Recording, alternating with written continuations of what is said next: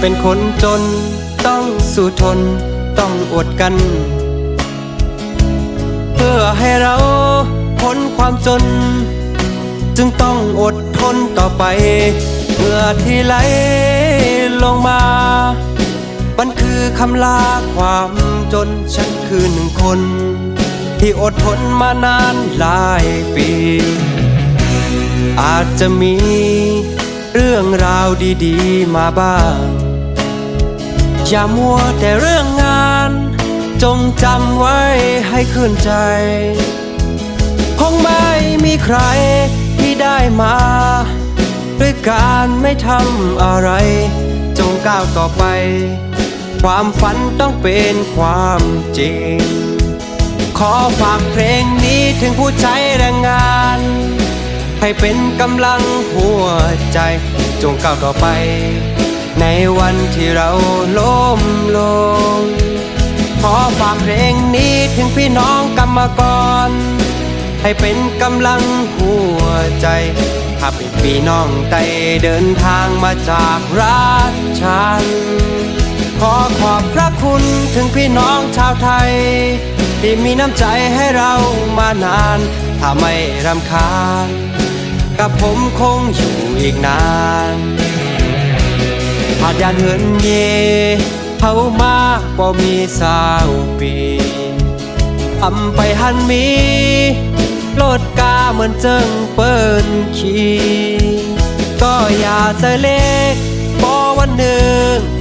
ทางได้ถึงมาวันของเขาถ้าใจลาก็เววันหนึ่งถึงเลยถึงเยิงมาย้อนห้องความถึงพี่น้องแห่งการจะอยู่ในเมืองเปิดให้ลุ่มลาดด้วยถึงไปอยู่ลีให้เต็มทนเมื่อเลี้ยวไหนเฮให้ลงถึงหอดมาในเมืองไทยเยาลูผู้ที่หายเมื่อแล้วให้อ่อนกันลุ่มลาไปอยู่ลี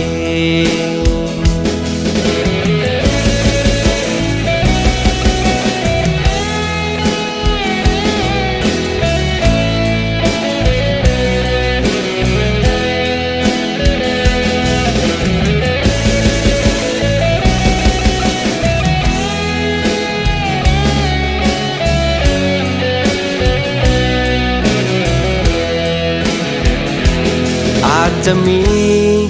เรื่องราวดีๆมาบ้างอย่ามัวแต่เรื่องงานจงจำไว้ให้ขึ้นใจคงไม่มีใคร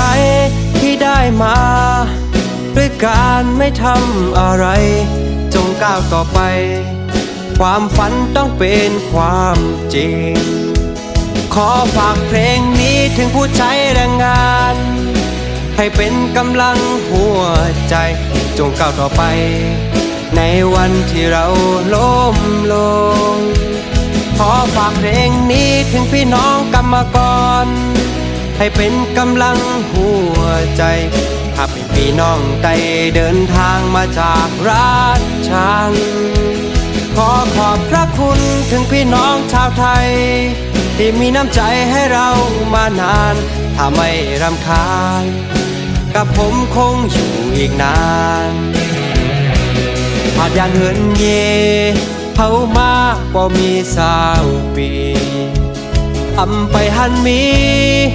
โลดกาเหมือนเจิงเปิ้นขี่ก็อย่าใจเล็กพอวันหนึ่งทางได้ถึงมาวันของเขาถ้าใจลาก็เววันหนึ่งถึงเลยถึงเยิงมาย้อนห้องความถึงพี่น้องแห่งการจะอยู่ในเมืองเปิดให้ลุ่มลาดด้วยถึงไปอยู่ลีให้เต็มทนเมื่อเลี้ยวไหน